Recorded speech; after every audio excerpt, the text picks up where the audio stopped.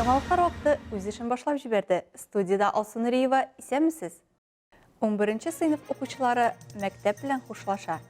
Азнакай политехник көллиятендә дә дулкынландыргыч һәм онытылмас бәйрәмнәрнең берсе узды. Татарстан вице-премьеры Ләйлә Фазлыева фәнни агросәнәгать студент отрядлары оештырырга тәкъдим итте. Быел Әлмәттә һәм районда мәктәпне 2142 9 сыйныф һәм 1017 11 сыйныф укучысы тәмамлаган. Бу көннәрдә калабызда чыгарылыш кичәләре уза. Беренче мәктәп алдыңгылары белән хәбәрчебез Фирая Юнусова күрешеп кайтты. Позвольте объявить выпускной вечер 2021 года открытым. Чыгарылыш сыйныф укучылары өчен соңгы кыңгырау иң дулкынландыргыч һәм онытылмас бәйрәмнәрнең берсе. Ул гомер буена хәтердә кала. Балалар аны түземсезлек белән көтә һәм аңа җитди әзерләнәләр. Дәресләр һәм ий эшләре артта калды, ә алда олы тормыш юлы. Еллар узгач сагындырыр инде мәктәбебезнең соңгы бәйрәме. Нәкъ шушы сүзләр белән беренче мәктәпнең 11 сыйныф укучылары бүген хушлашу кичәсендә 29 чыгарылыш укучысы мәктәп белән саубуллаша. Бер гасырдан артык тарихы булган беренче мәктәп чыгарылыш укучылары өчен дә дәресләр инде артта калды. Берничә ел дәвамында Әлмәт шәһәренең беренче урта мәктәбе Әлмәт муниципаль районының гомуми белем бирү учреждениеләре рейтингында һәр даим алдынгы урыннарны били. Татнефть компаниясе ярдәме белән мәктәптә заманча лабораториялы биологик сыйныфта төзелеп килә. Бу үз чиратында укучыларга тырышып белем алырга барлык шартларда тудырылган дигән сүз. 100 еллыгын билгеләп үткән әлеге мәктәптән 2021 елгы чыгарылыш укучылары 69 сыйныфны тәмамлаган һәм 29 11 сыйныф укучысы олы тормыш сукмагына аяк басты. Алда мөстәкыйль зур тормыш юлы, уку йортларына керү өчен имтиханнар тапшыру. Вы будете вспоминать школьные годы, вот это я точно могу сказать, как самые такие беззаботные, самые веселые, самые, вот это настоящее детство, когда рядом с вами не только друзья, которых вы знаете 11 лет подряд, но и самое главное, рядом с вами ваши дорогие учителя, педагоги. Чыгарылыш сыйныф укучыларын тантаналы шартларда район башлыгы Тимур Нугуманов котлады һәм сәламләде. Ул район мәктәпләре арасында беренче мәктәпне рейтингта тотырлы урын алып торуын, ә чыгарылыш сыйныф укучылары үз чиратында кызыл дипломнары белән укуда яхшы нәтиҗәләр күрсәтүләрен билгеләп үтте. İmtihanlarınızı üttünüz. Bugün siz şunday matur ettirip, özünüzün birinci dokumentlarınızı aldınız. Bunun için ben özümden okuşlara hem sizin etiyenlerinize bir zor rahmet bildirem. Hem elbette indi sizin tırışlık bilen.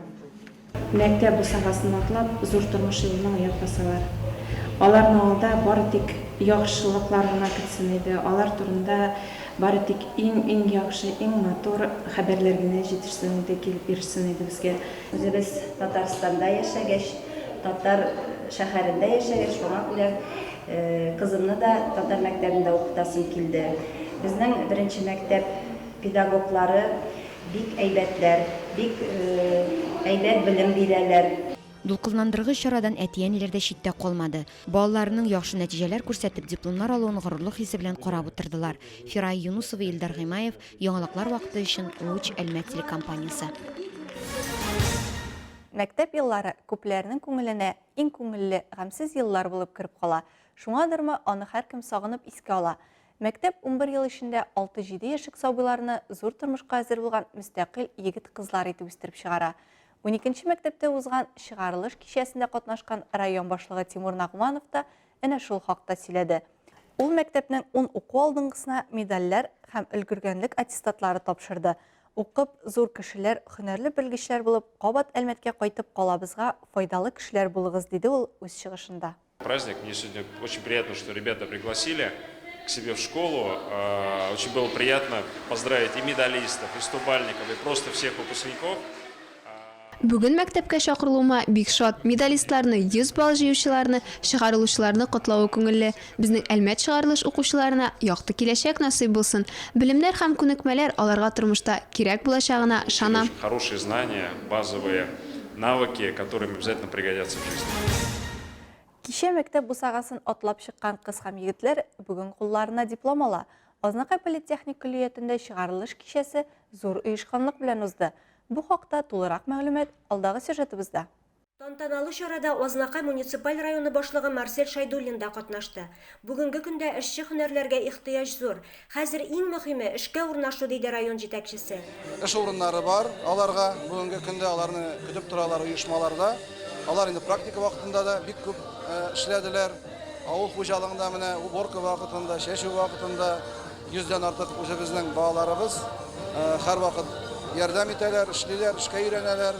Шулай инде менә поварларыбыз, сварщикларыбыз, аларга менә бик зур рәхмәт. Монда эшли торган педагогларга, коллективка, укытучыларыбызга бик зур рәхмәт. Һәм инде балаларга уңышлар телисе килә.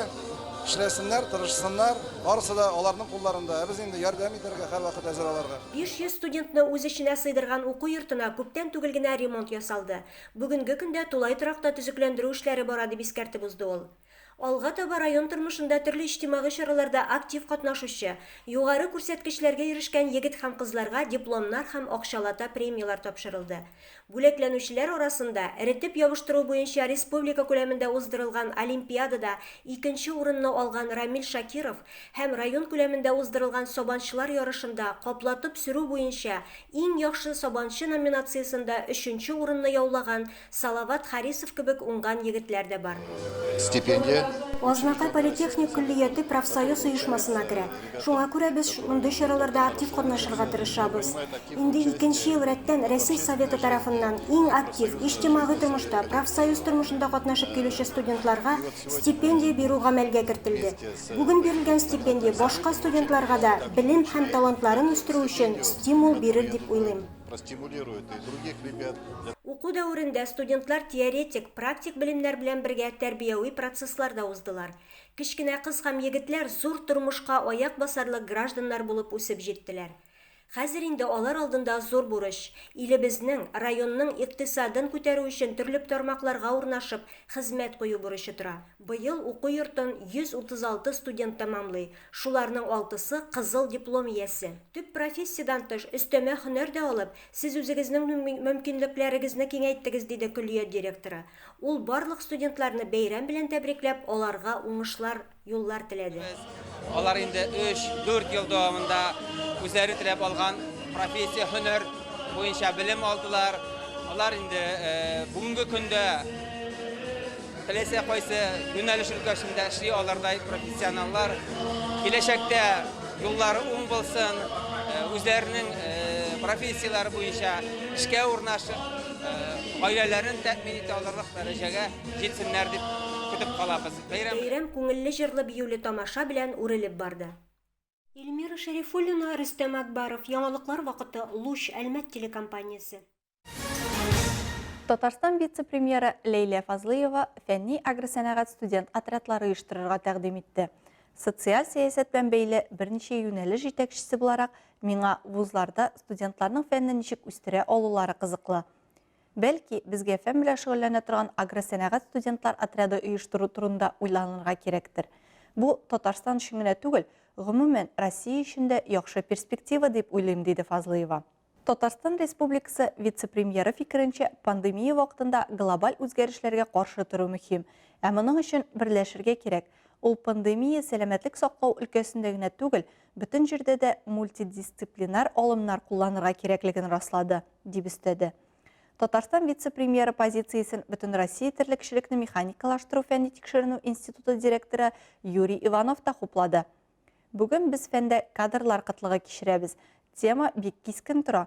Элек мин фәнни вузлар базасында фәнни учреждениелар өчен кадрлар резервын формалаштыру идеясенә тыйнак карадым. Хәзер халыкара тәҗрибәне исәпкә алып, монда яхшы башлангыч барлыгын күрәм, дип билгеләп үтте ул. Россия этнография музее дөньяның иң зур музейларының берсе. Аның фондларында 2 миллионнан артык экспонат саклана.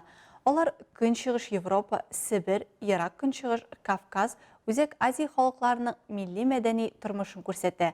Россия этнография музее үзенең Идел буе һәм Урал буе халыкларының мәдәнияте һәм көнкүреше үзенчәлекләрен тасвирлаучы уникаль күргәзмә проектын тәкъдим итте.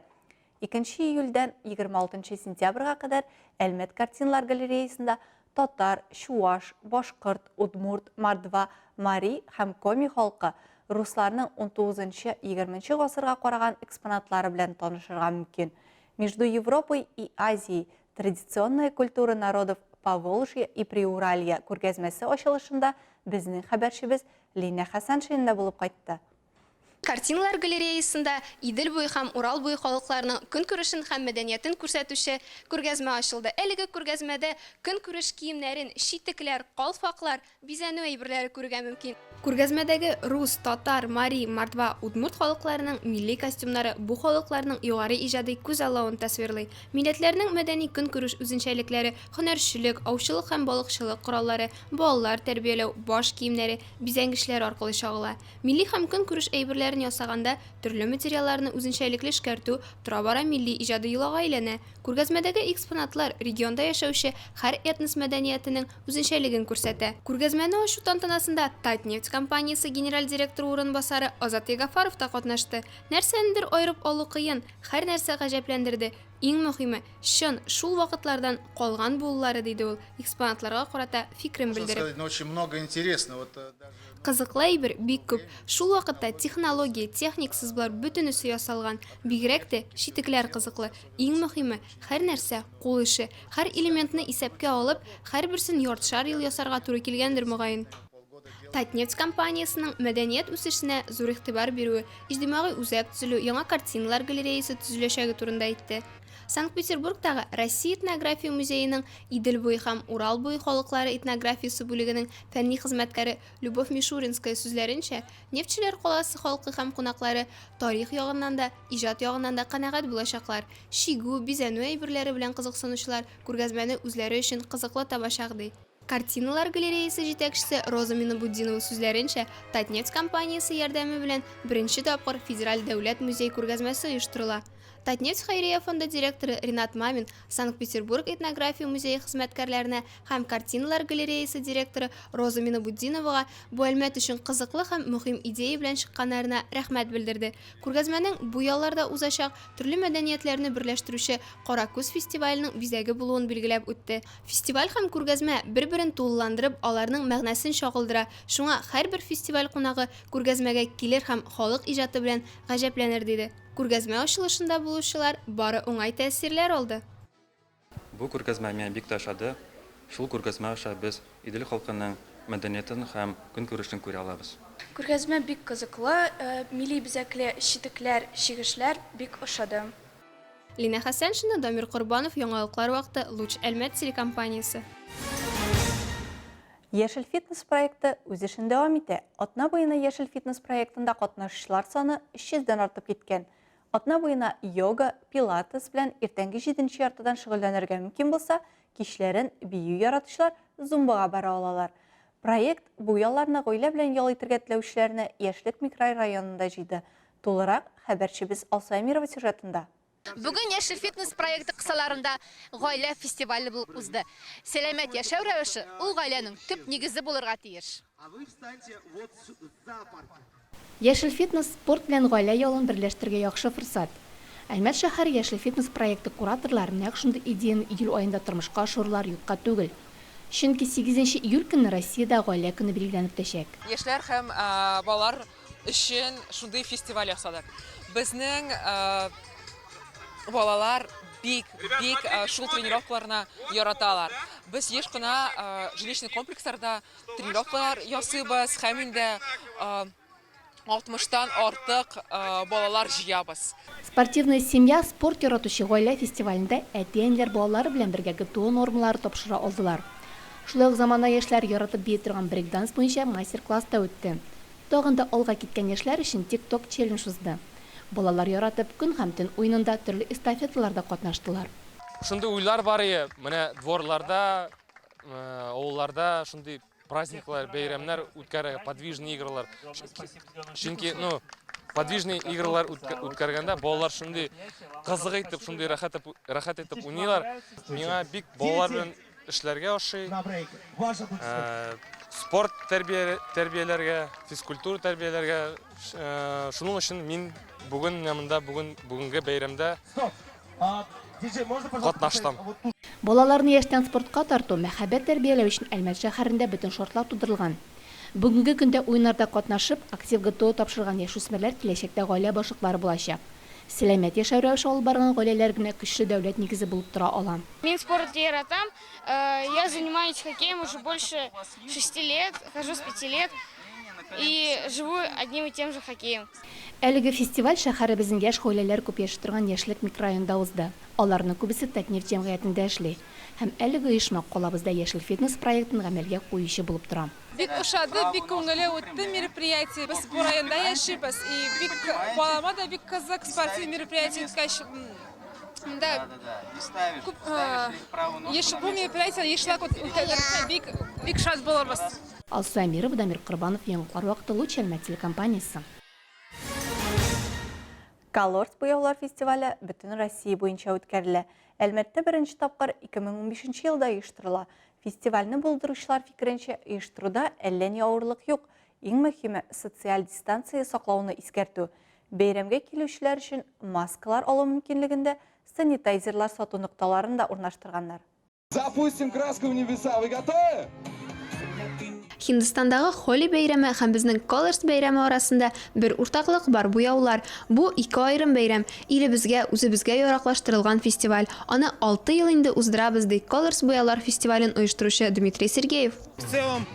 Бәйрәм кайфы кунаклардан тора. Иң мөһиме килергә, үз хис-кичерешләр белән бүлешү һәм канәгатьлек алу. Беренче елларда 10 мең кеше дә җыела иде. Кешеләр яшькә карамый безгә кушылалар һәм сөенәләр.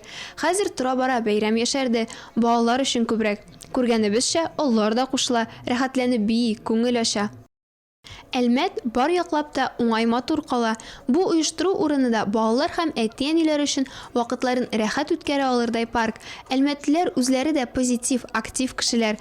Моңа аларга зур рәхмәт. Шәһәрегезне яратабыз, һәрчак бик рәхәтләнеп киләбез, дип йоңаклады сүзен Дмитрий. Шуннан да бәйрәм Әлмәт халкы һәм кунакларына бик ошады. Теләге булган һәркем күңел ачып, кызыклы итеп вакыт үткәрде. Бүгенге фестиваль безгә бик тә ошады. Мин бүген кызым белән килдем монда. Балалар өчен дә, зурлар өчен дә бик күңелле фестиваль. Рәхмәт оештыручыларга. Бу бәйрәм бик ошады. Балалар өчен дә, зурлар өчен дә бик кызыклы чара. Рәхмәт бик зур. Кызым белән килдем. Монда бик күңелле, кызыма бик ошады. Күңелле генә булды. Оештыручыларга бик зур рәхмәт. Лина Хасаншина, Рафаэль Сафин, Яңалыклар вакыты Луч Әлмәт телекомпаниясе. Бу сезгә җиткерәсе соңгы мәгълүматыбыз иде. Мин Алсу Нуриева һәм монтажер Динара Гайнутдинова сезнең белән саубуллашабыз. Игътибарыгыз өчен рәхмәт.